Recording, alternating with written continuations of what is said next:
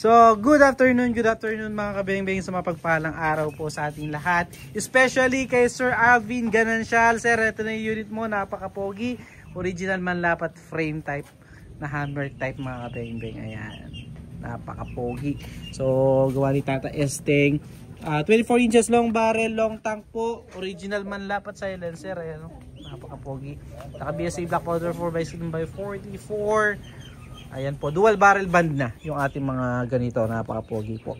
So, ito po ay grouping test muna natin syempre bago natin padala kay Sir Alvin Ganancial. So, sir, ito yung unit mo, sir.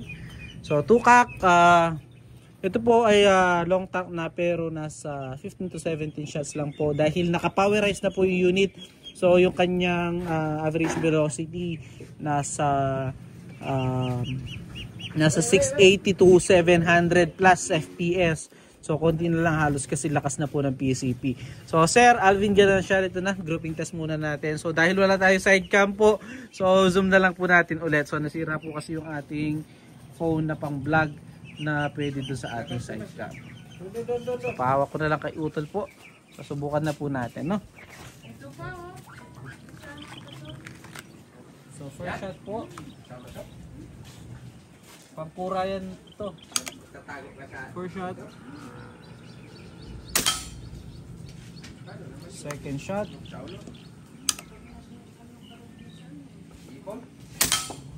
Third shot.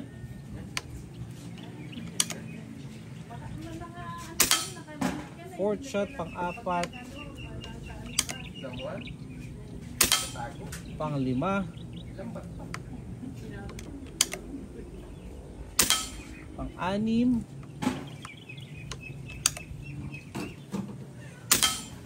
Pang-pito.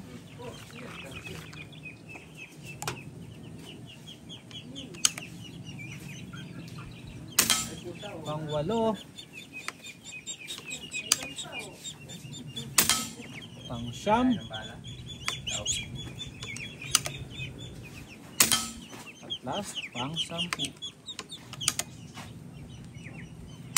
So yun, Sir Alvin Ganancial, napakagandang tumama po ng inyong unit. Nakita nyo naman, sir.